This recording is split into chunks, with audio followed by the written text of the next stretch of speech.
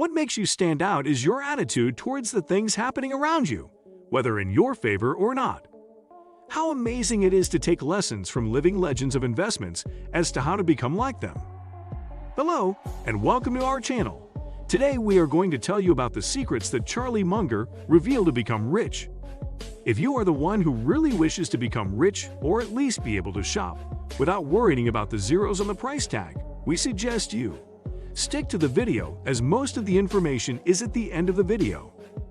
When asked about the low prices of shares of Berkshire Company, Charlie said he has nothing to be worried about as they have seen it going down 2 to 3 times and he knows when and how to improve them. As Charlie is well aware of the market behavior, he considers it normal when it comes to the long-term shareholding of the market. Charlie says that if you do not have the right temperament for the wrong situations, such as price fluctuations in the market, you won't stand a chance in the share market. Charlie explains that nobody can gain more from the market if there are legislative human constraints on the players of the market, and that would be the investors. It's nearly impossible to take all the boom and bust of a capitalist economy, but they could be enormously dampened if there were wise legislative restraints on human conduct. He gave an example of America when people made money without any wise or restraining legislations, thereby more political contributions were made. More and more power was extracted by doing more and more lobbying. People assumed that if the free market worked so well compared to communism, then the economy would also work better if there were no wiser restraints on financial conduct, which is not the case. In fact, the economy works really badly. So if there's no restraint, gross immorality will take place in the market, which will require regulations. There will always be at least one other investor who has failed miserably for every successful investor that makes the news. The ratio may actually be substantially worse. According to research, most investors underperform the market over the long term, and over 70% of day traders experience long-term losses. If we use the latter estimate, almost 4 out of every 5 day traders will lose money. The odds are clearly stacked against the typical investor, as shown by this number. The deck is stacked against us as investors. Therefore, caution is required if we are to succeed over the long haul. Munger's and Buffett's checklist to invest in any company starts with the basic understanding of the subject matter of a company and also their viewpoint of the business. The intrinsic filters that will give the company durable comparative advantage. The preference will be given to the company having the management in place with extreme integrity and talent. The correct and reasonable price that he prefers to pay can't be more than the credible price, no matter how great the company is, which gives a margin of safety, considering the natural alterations of life, are some of a very simple set of ideas that Charlie does and suggests to adopt when it comes to investment in a company. Well, according to him, his ideas of investment have not been famous as they are too simple to be true, given their success at investment. Even the professionals can't digest the fact that his investment ideas are too obvious and simple. Now, if you really want to know how Charlie, along with Warren, made a record-breaking success by investing at Coca-Cola, then you must hear this. According to Charlie, it was easy for them to invest in the venture as it was cheap, and they focused on buying more and more of it for months. Buying shares requires the mindset of a person who's buying the whole person at the price you would realize multiplying it to the price paying. By share by number of outstanding shares, along with the price of the whole business. So in simple words, they would prefer to buy individual shares at lower prices than prices of the shares of the company if bought as a whole. This is possibly the most significant Munger quotation of all time. Spend less than you earn and always have some money set aside. Place it in a tax-advantaged account. It will eventually start to amount to something. Such a no-brainer, I tell you. Even a poor investment is preferable than doing nothing because you need to spend less than you make in order to invest well, and because doing so moves your ability to spend money from now to the future. Munger offers the following advice to those who are unable to save money on a regular basis for their futures. It's impossible to escape debt once you've gotten it. Keep your credit card debt current.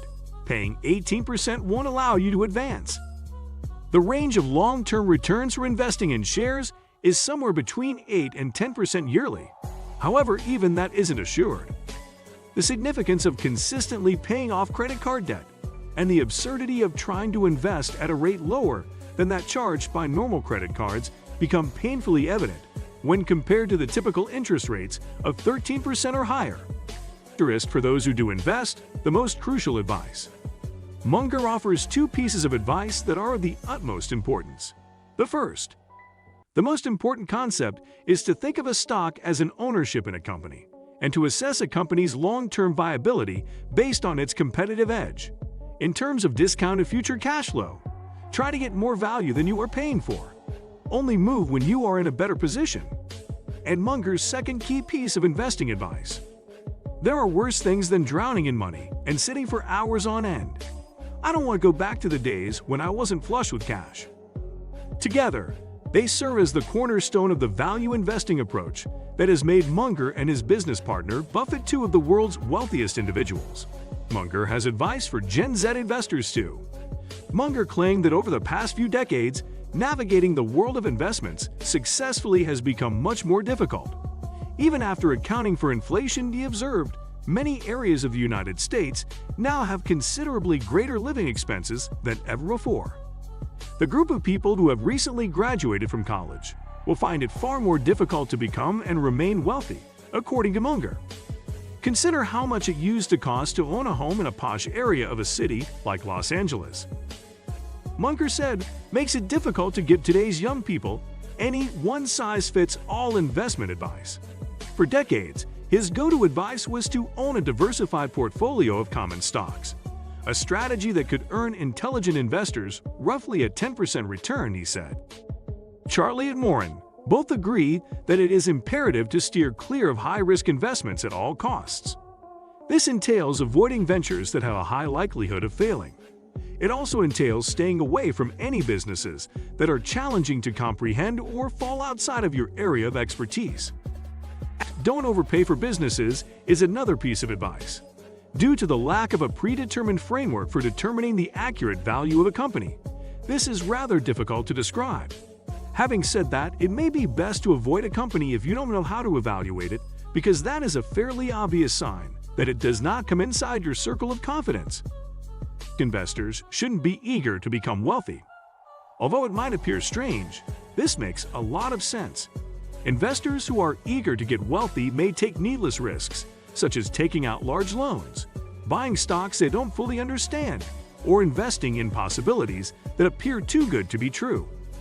Losses of this magnitude could result from any of these acts.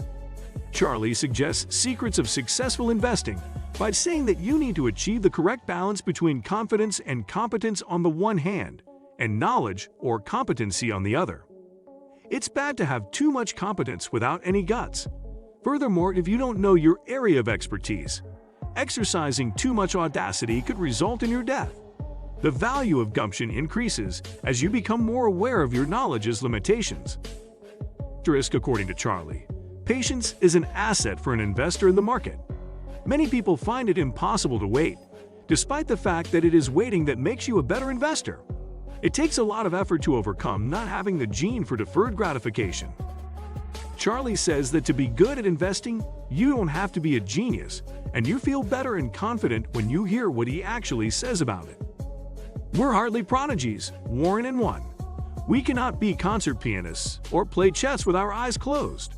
The findings, however, are astounding since we have a behavioral edge that more than makes up for our low IQ. Well, that's it from our side, and we hope that you liked our video. And please don't forget to subscribe to our channel.